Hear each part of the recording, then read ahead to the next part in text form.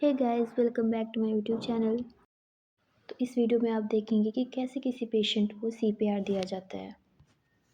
तो हमें यहाँ डमी पे सीपीआर की प्रैक्टिस कराई गई थी and along with practice all the information and knowledge related to CPR is given by ma'am.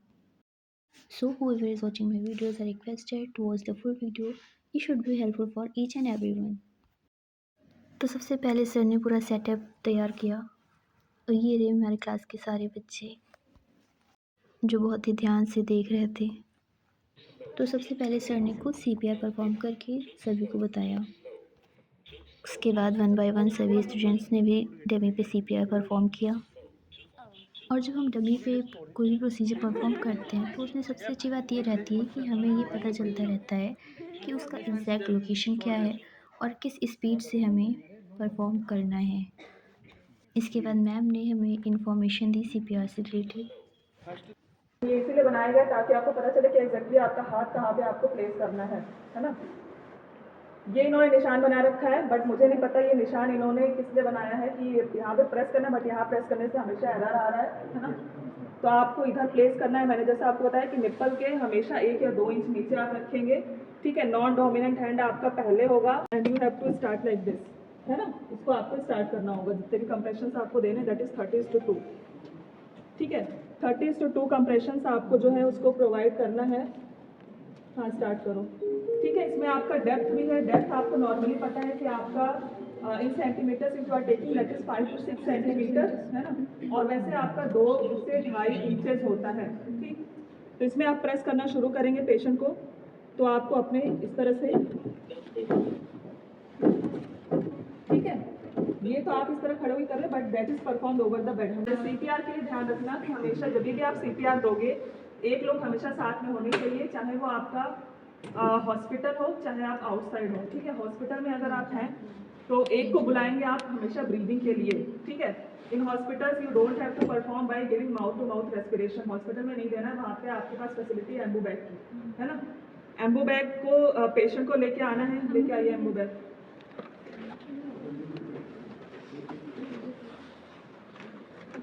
Adult size वाला जो पीडियाट्रिक का होगा दैट इज डिफरेंट, वो आपका 0 साइज अलग होता है ना।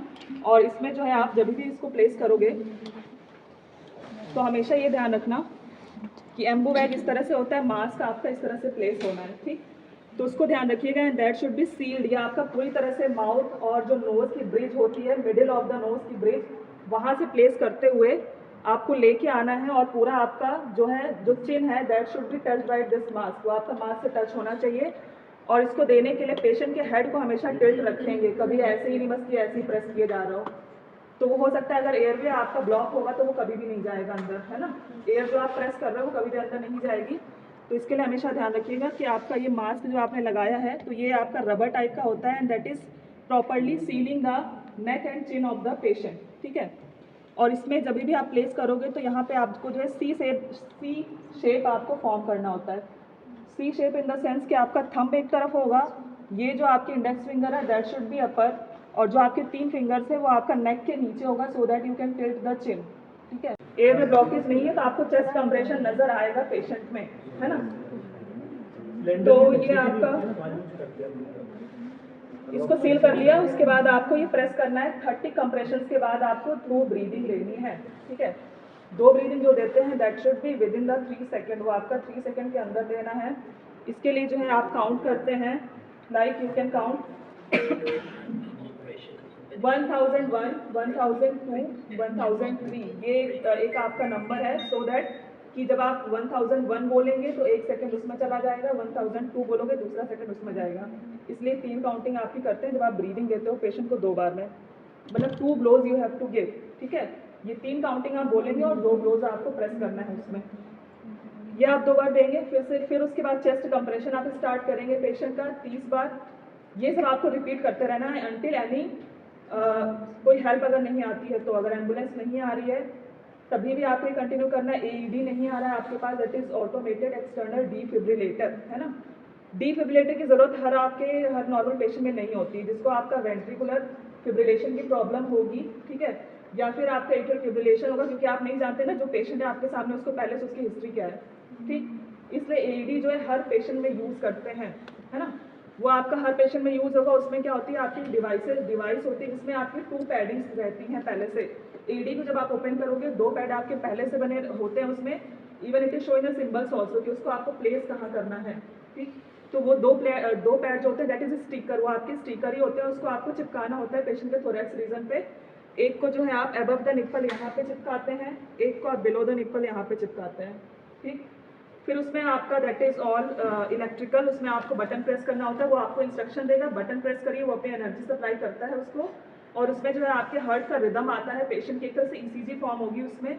एंड यू कैन सी मतलब वेव्स फॉर्म होते हैं, ताकि वो पेशेंट को आपको पता चल सके कि इसको वेंट्रिकुलर डिफिब्रिलेशन की कंडीशन तो नहीं है ना।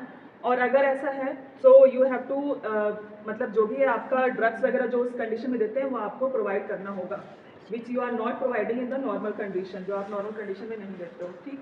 तो इसलिए ईडी का रोल आपका mainly to check the heart rhythm कि पेशेंट को वेंट्रिकुलर डिफिब्रिलेशन की कंडीशन है या नहीं है, इसलिए होता है, ठीक। तो ये आपका हो गया। और उससे आपकी हाँ, that is the only role of the ED, ये आपका ईडी का रोल होता है।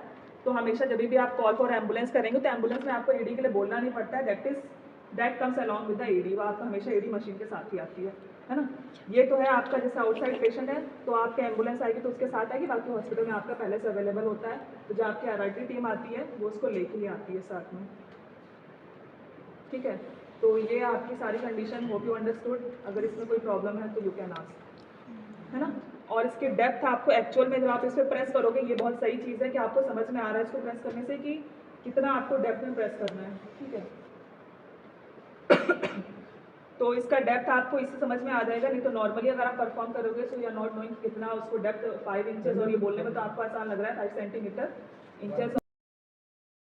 Even you are giving the breath also, नहीं ब्रेथ आप बिसाइड में खड़े होकर दे सकते हैं, लेकिन उसके बाद जब आपको एम्बू बैग से आप उसको वो कर रहे हैं, पेशेंट मतलब एयर दे रहे हैं, तो उस टाइम पे आपको हमेशा head of the patient side पे खड़े होना होगा बिसाइड में, ठीक। इसका ध्यान रखिएगा।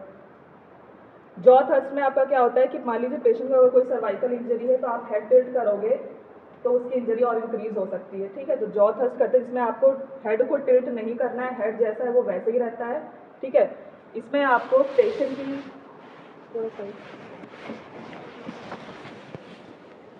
इसमें आपको अपने थंब यूज करने हैं, और आपके जो फिंगर्स होते हैं वो आपका 3 fingers that should be above the, वो आपका अबव होना चाहिए, दैट इज ईयर, ठीक है। ईयर के अबव होना चाहिए आपका। उसके बाद जो आप ये आपके थंब यूज कर रहे हैं उससे आपको जो है नीचे जो जॉ है उसको प्रेस करना होता है, ठीक है। उसको आप प्रेस करके रखेंगे, और इससे क्या होता है पेशेंट का जो एयरवे होता है दैट शुड गेट ओपन, वो आपका जो है ओपन हो जाना चाहिए उस तरीके से जॉ थ्रस्ट के मेथड से। तो इसमें क्या है आपका हेड दैट रिमेन स्टेबलाइज, वो आपका एक जगह स्टेबलाइज रह गया है, वो आपका मूव नहीं करेगा। उसको मूव नहीं करना है क्योंकि पेशेंट को सर्वाइकल इंजरी है, ठीक है। फर्दर इंजरी से प्रिवेंट करने के लिए आप जो है जॉ थ्रस्ट मैनुअल जो है यहाँ पे अप्लाई करते हो। नॉर्मली आपका हेड टिल्ट चिन लिफ्ट मैनुअल यूज होता है, ठीक। तो ये आपके कुछ तरीके हैं, from this you can do the CPR, ठीक है। उससे आपका CPR जो है वो परफॉर्म होता है। And that's it for today's video. अगर आपको किसी भी प्रकार का कोई डाउट हो तो ज़रूर पूछना, और हाँ, like comment share and subscribe करना ना भूलना। मिलते हैं नेक्स्ट वीडियो में, तब तक के लिए बाय।